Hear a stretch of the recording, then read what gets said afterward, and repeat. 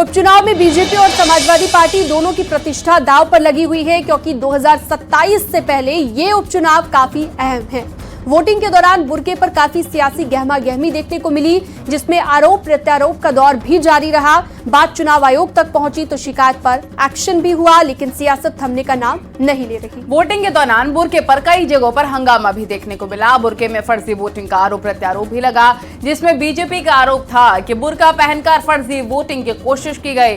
Samajwadi party ने वहीं BJP पर उपचुनावों में बेईमानी का आरोप लगाया। वोटिंग के दौरान आईडी कार्ड चेक करने वाले 7 पुलिस वालों को सस्पेंड कर दिया गया। इसके साथ ही कुंदर की मीरापुर और कटहरी में अच्छी वोटिंग हुई, जबकि गाजियाबाद में सबसे कम वोट पड़े। वहीं यूपी और उत्तराखंड की 10 सीटों पर हुए उपचुनाव में वोटिंग की फीसद की अगर बात करें तो शाम 5 बजे तक के आंकड़ों के मुताबिक मैनपुरी की करहल सीट पर 53.89% वोटिंग हुई। वहीं मुरादाबाद की कुंदर की सीट पर 57.18% वोटिंग हुई। अंबेडकर नगर की बात करें, अंबेडकर नगर की कटहरी सीट पर 56.78% वोटिंग, कानपुर की सीसामऊ सीट पर 49.03% वोट पड़े। प्रयागराज की फूलपुर सीट पर 43.4% मतदान हुए। वहीं मुजफ्फरनगर की मीरापुर सीट पर 57.15% वोट कास्ट हुए हैं। वहीं अलीगढ़ की खैर सीट पर 40.5%। मिर्जापुर की मजवा सीट पर 50.41% वोटिंग हुई और गाजियाबाद की सीट पर सबसे कम वोटिंग हुई 33.3%। इसके अलावा उत्तराखंड की केदारनाथ सीट की बात करें तो 56.78% वोटिंग यहां पर हुई है। वोटिंग के बीच सियासी वार पलटवार भी देखने को मिला है। इसी पर आपको दिखाते हैं रिपोर्ट।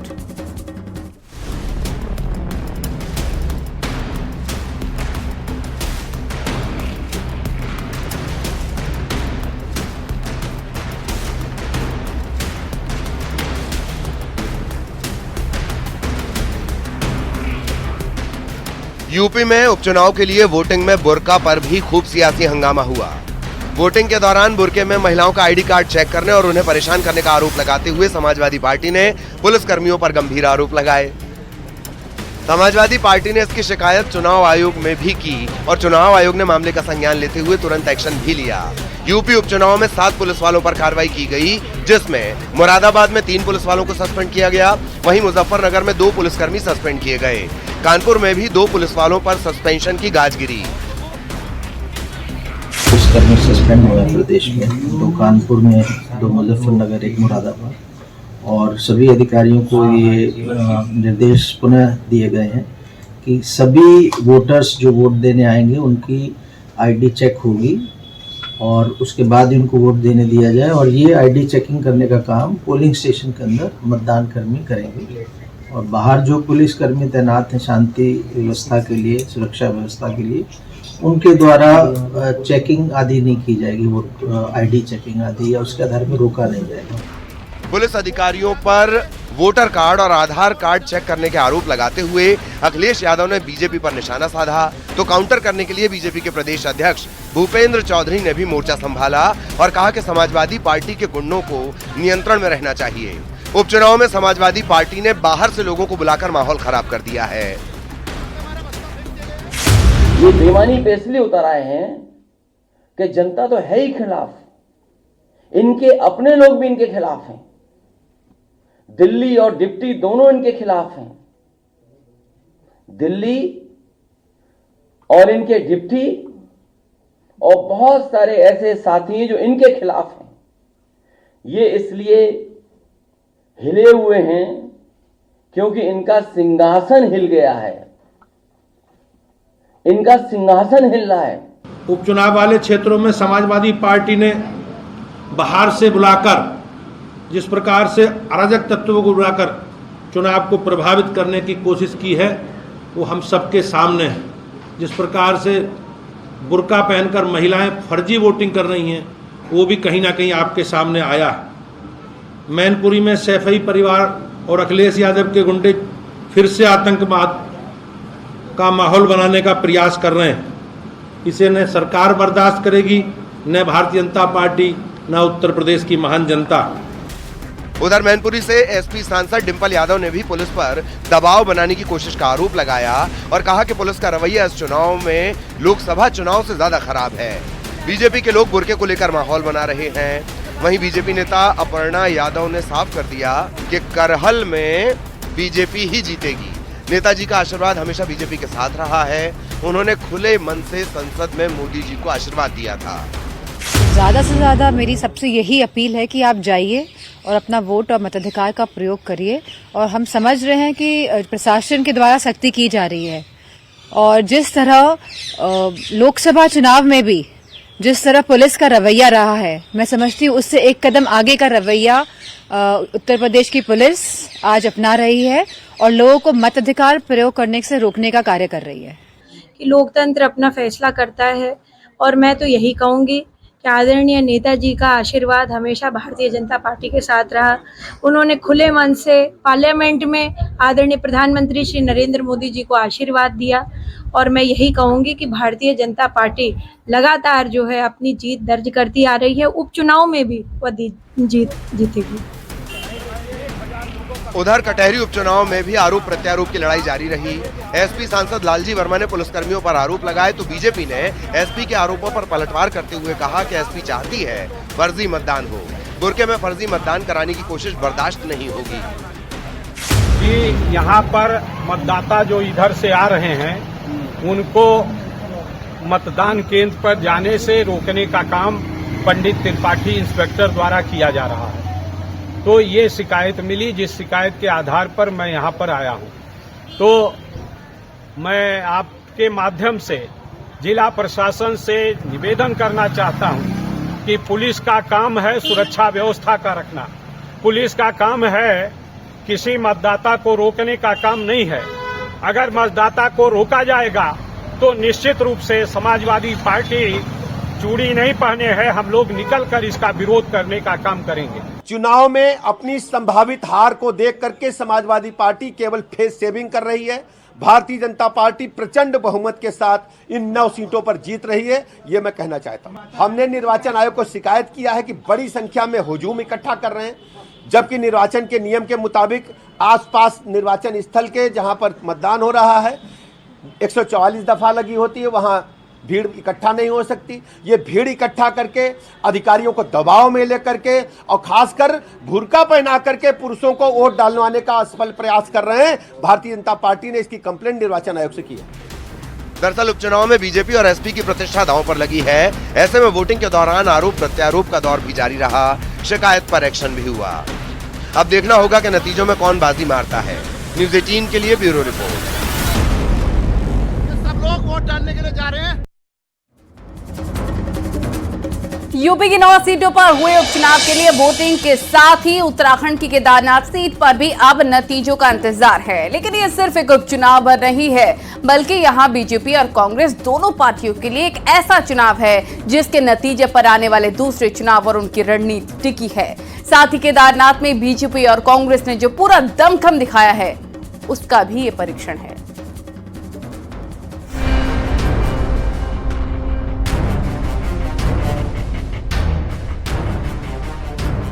केदारनाथ चुनाव के नतीजे ईवीएम में कैद हो चुके हैं। अब 23 नवंबर को केदारनाथ की जनता का फैसला देश के सामने आएगा।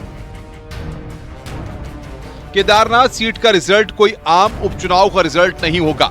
इस सीट पर जहां बीजेपी प्रधानमंत्री डबल इंजन की सरकार की साख का इम्तिहान है, वहीं विपक्ष के ऊपर अयोध्या बद्रीनाथ जीतने के बाद केदारनाथ से बीजेपी को जवाब देने का दबाव है। बीजेपी मंगलौर और बद्रीनाथ का उपचुनाव सरकार होते हुए हार गई, इसलिए केदारनाथ उपचुनाव जीतने का भारी दबाव बीजेपी पर है। यही वजह रही कि मुख्यमंत्री, मंत्री, विधायक, सांसद, प्रदेश अध्यक्ष खुद इलेक्शन मैनेजमेंट के लिए केदारनाथ में उतरे। वहीं बीजेपी केदारनाथ जीतकर यह साबित करना चाहेगी कि पहाड़ में पार्टी की पैठ मजबूत है और फिर उसी आत्मविश्वास के साथ बीजेपी निकाय और पंचायत जीतने का प्रयास करेगी। केदारनाथ चुनाव भारतीय जनता पार्टी जीत रही है। कांग्रेस के कई प्रोपेगेंडे करने के बावजूद,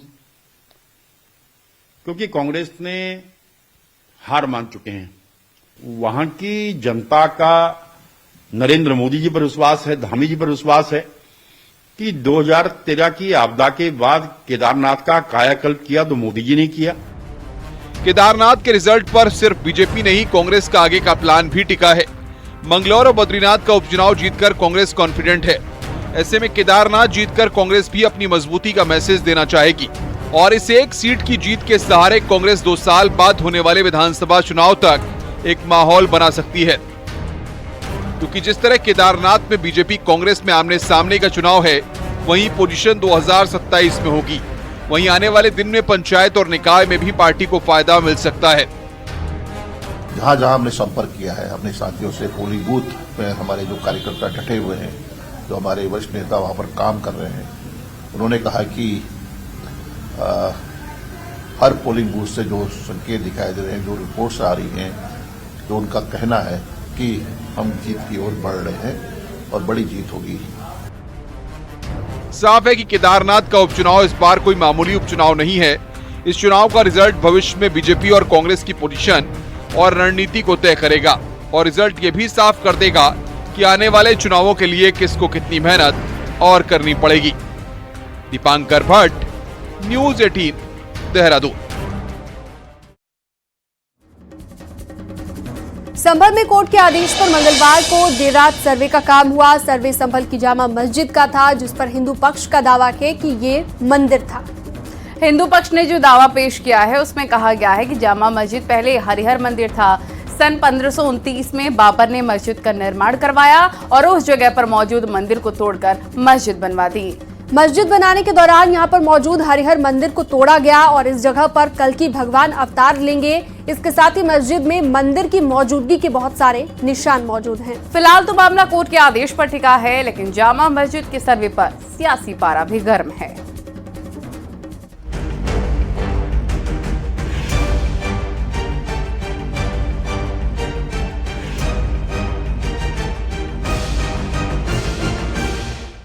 काशी मथुरा के बाद अब संभल की जामा मस्जिद पर भी हिंदू पक्ष ने दावा पेश कर दिया। संभल की जामा मस्जिद में हिंदू पक्ष हरि मंदिर के होने का दावा कर रहा है और इसी को लेकर हिंदू पक्ष की याचिका पर जिला कोर्ट के आदेश के बाद में 8 सदस्यों की टीम ने जामा मस्जिद में जाकर सर्वे किया। संभल की जामा मस्जिद में मंगलवार को 2 घंटे तक सर्वे का काम हुआ और सर्वे टीम के अलावा डीएम, सांसद, एसपी मौजूद रहे। कोर्ट का ऑर्डर था, सर्वे एडवोकेट कमिश्नर ने किया है, उसके साथ वादी भी उपस्थित थे और जो प्रतिवादी भी बनने वाले हैं और इस कमेटी के जो सदस्यगण हैं वो उपलब्ध। हम केवल जो डीएम और कमिश्नर उनको प्रोटेक्शन सिक्योरिटी प्रोवाइड करनी थी, तो हमने उनको सुरक्षा उपलब्ध कराई और एडवोकेट कमिश्नर ने सर्वे किया है और उसकी जो रिपोर्ट है वो ऑनरेबल कोर्ट में दाखिल करेंगे। अच्छा, ये सर्वे और कितने दिन चलेगी? अभी तो एक बार कंप्लीट हो गया है। यदि उनको लगेगा तो भविष्य में वो कोर्ट के अंदर जाएंगे और आगे यदि सर्वे की आवश्यकता पड़े तो सर्वे करेंगे। जिला कोर्ट के आदेश पर हुए सर्वे में सच जानने की कोशिश हुई, सबूतों को जुटाने की कोशिश हुई और वकील विष्णु शंकर जैन की याचिका पर एडवोकेट कमीशन ने सर्वे का काम किया, जिसमें हिंदू पक्ष का मस्जिद में हरीश मंदिर होने का दावा किया गया है। वहीं जामा मस्जिद के सर्वे के सवाल पर मुस्लिम पक्ष के वकील ने कहा कि हिंदू पक्ष साक्ष्य इकट्ठा कर रहे हैं, जबकि उनके पास जामा मस्जिद होने के पहले से ही सबूत हैं। संभल में जो हरिहर मंदिर है, हम सारे लोग जानते हैं कि हमारी आस्था का केंद्र है और हमारे बिलीफ और फेथ के अनुसार यहाँ पे 10 अवतार में से कल्कि अवतार इसी जगह पे होना है। 1529 में बाबर ने इस जगह को मंदिर को तोड़ के यहाँ पे तथाकथित मस्जिद के रूप में कन्वर्ट करने की कोशिश की थी और आज उसी के लिए यहाँ पे दावा पेश किया गया है। कंप्लीट जामा मस्जिद देखी गई है, उसकी चौहद्दी देखी गई है, अंदर से बाहर से तमाम जगह से देखा गया। कोई परेशानी, जो जिन चीज़ों में ताले लगे हुए थे, जिनमें कबाड़ भरा हुआ है, उसको भी खोल के हमने दिखा दिया। अब रिपोर्ट आई, अपनी रिपोर्ट देंगे। फिलहाल यहाँ पर जामा मस्जिद में कोई ऐसी चीज़ नहीं मिली है जिससे कोई गुमराह हो। कोई गुमराह नहीं है, सब क्लियर है बिल्कुल। वहीं जामा मस्जिद के सर्वे पर हिंदू पक्ष के वकील ने कहा कि दोबारा सर्वे की जरूरत होगी। कोर्ट के आदेश का पालन करते हुए फोटोग्राफी की गई है और वहीं संभल के सांसद जियाउर रहमान वर्क ने सर्वे में जल्दबाजी का सवाल उठाया। उन्होंने कहा कि कम से कम 7 दिन का नोटिस मिलना चाहिए। अभी तो जो कोर्ट का आदेश था वो हमने उसका पालन किया है। उन्होंने अपॉइंट किया कमिश्नर एडवोकेट के लिए, तो उनके साथ गए, प्रशासन का सहयोग रहा और वो कल जो न्यायालय का आदेश था उसका पूरी तरह से पालन किया गया है, फोटोग्राफी वगैरह की गई है। अब एडवोकेट कमिश्नर अपनी रिपोर्ट देंगे, तो इस रिपोर्ट के बाद देखेंगे क्या आवश्यकता है। इसके बावजूद हमें आपत्ति इस बात की थी कि कोर्ट ने 7 दिन का वो दिया था, जबकि दूसरे उसको हमें नोटिस दे करके हमसे जवाब नहीं मांगा गया कमेटी से, जबकि कमेटी से जवाब मांगते उसके बाद आदेश देते तो सही था। इसके बावजूद भी विदिन 7 डेज का आदेश था कि रिपोर्ट देनी थी कमीशन को, लेकिन एकदम से इतनी तेजी के साथ कोई अर्जेंट और इमरजेंसी नहीं थी। फिलहाल अब पूरा मामला कोर्ट के आने वाले आदेश पर टिका है, जिसमें कोर्ट की सुनवाई की अगली तारीख 29 नवंबर है। लेकिन जामा मस्जिद के सर्वे को लेकर सियासी पारा गर्म हो गया है। Bureau report, news 18।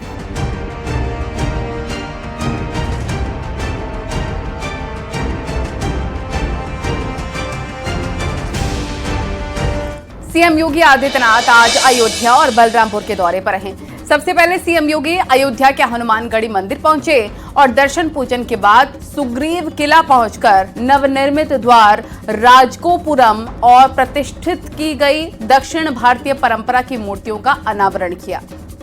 अयोध्या में सीएम योगी आदित्यनाथ संत सम्मेलन में भी शामिल हुए और अयोध्या के बाद से सीएम योगी बलरामपुर पहुंचकर शक्तिपीठ देवी पाटन मंदिर पहुंचे और दर्शन पूजन के बाद वनवासी थारू आवास का उद्घाटन किया। इसके साथ ही सीएम योगी कई कार्यक्रमों में शामिल भी हुए हैं। आपने देखा होगा कि यहाँ पर जब सुग्रीव किला में हम लोग इससे पहले आते थे, बहुत संकरा रास्ता था और अब तो प्रशस्त मार्ग बन गया है। मैं उसी बात की बधाई दे रहा था, एक ओर से नहीं, दो ओर से आ गया। इसलिए अब तो उनको प्रसन्न रहना चाहिए और यहां आने में कोई बाधा भी नहीं होगी। सभी लोग प्रसन्न होकर के, जो हम सबका संकल्प था, पूरे सनातन धर्मावलंबियों का संकल्प था कि 500 वर्षों की गुलामी के प्रतीक अयोध्या में ढांचा समाप्त हो, रामलला विराजमान हो। आज प्रधानमंत्री मोदी जी के मार्गदर्शन में, उनके नेतृत्व में यह कार्य संभव हो पाया है। पूज्य संतों का जो भाव था, अनेक परंपराएं थी जो केवल एक काज के लिए अपने आप को समर्पित की और राम काज के लिए। महाकुंभ 2025 के आयोजन के लिए संगम की रेती पर तंबुओं का शहर बसाने का काम शुरू हो गया है। प्रयागराज मेला प्राधिकरण की ओर से पहले दिन सोमवार को शैव और उदासीन संप्रदाय के 10 अखाड़ों को जमीन आवंटित की गई थी। वहीं मंगलवार को 3 अखाड़ों को त्रिवेणी मार्ग पर जमीन आवंटित की गई।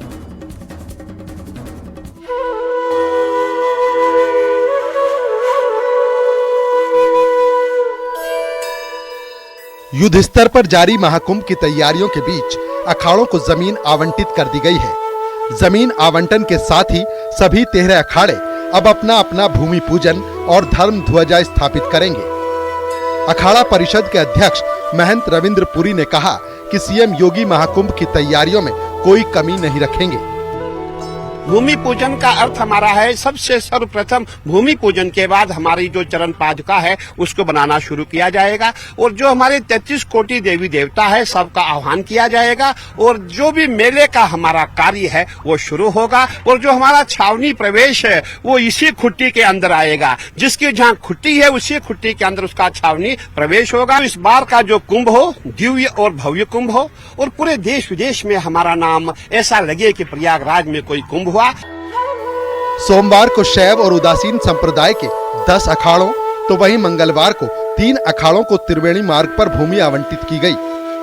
संतों की मांग थी कि इस बार कुंभ में ज्यादा साधु संत और श्रद्धालु आएंगे, इसीलिए अखाड़ों के लिए अतिरिक्त जमीन और सुविधाएं दी जाएं, जिसे प्रशासन ने पूरा किया है। आप आध्यात्मिक रूप से समृद्धि प्राप्त हेतु इस दिव्य पर्व पर अवश्य आएं और यहाँ आकर के उस ऊर्जा को महसूस करें जो उस माघ मास के पावन अवसर पर यहाँ सबको उपलब्ध होती है। यहाँ पिकनिक मनाने नहीं आना है, क्योंकि आप एक विशुद्ध रूप से धार्मिक और आध्यात्मिक यात्रा पे आप आ रहे हैं। तो यही है, जब आप वैसा ही भाव धारण करके यहाँ आएंगे तभी यहाँ की उस दिव्य ऊर्जा को महसूस करेंगे। मंगलवार को तीनों अनी अखाड़ों निर्मोही अनी अखाड़ा, निर्वाणी अनी अखाड़ा और दिगंबर अनी अखाड़े के संतों ने जमीन पर खूंटा गाड़ा। साधु संतों ने कहा कि जमीन आवंटन से संत समाज पूरी तरह संतुष्ट है। तो योगी सरकार, मोदी सरकार के देखरेख में भव्य दिव्य कुंभ मेले की शुरुआत हो रही है और आज वैष्णव तीनों अखाड़ों को सरकार के माध्यम से जो भूमि अलॉट की गई वो फिलहाल हर कुंभ मेले से व्यवस्थित है और सही है। अब हम भूमि पूजन का आपस में तीनों अनिया बैठेंगे और उस तीनों अनिया बैठ करके भूमि पूजन और ध्वजारोहण की तिथियां तय करके फिर घोषणा करेंगे। और ये जो आज की भूमि का तीनों अनियों को दी गई है, प्रशासन ने दिया है, वो व्यवस्थित है। वैष्णव संप्रदाय के संतों ने कहा है कि प्रयागराज महाकुंभ से देश और दुनिया को सनातन को लेकर मजबूत संदेश जाएगा। आगे से सामने बसाया जाएगा। इस समय हम लोग अपना योगी मोदी के कहने से और हम लोग को प्रशासन बहुत बढ़िया जगह दिया है, हम लोग संतुष्ट हैं। हम 13 अखाड़ा मिलजुल करके कुंभ लगाएंगे, भव्य और दिव्य कुंभ होगा। इस दिव्य कुंभ से तीनों अनी एक स्वर से दिव्यता और भव्यता का परिचय देगा और संदेश पूरे विश्व को देगा, जिससे सनातन धर्म का ध्वजा सदा ऊंचा रहे। मेला अधिकारी के मुताबिक 2 दिनों में सभी 13 अखाड़ों को जमीन आवंटित कर दी गई है। अब 21 नवंबर से खास चौक, आचार्य बाड़ा, दंडी बाड़ा और तीर्थ पुरोहितों को जमीनें आवंटित की जाएंगी।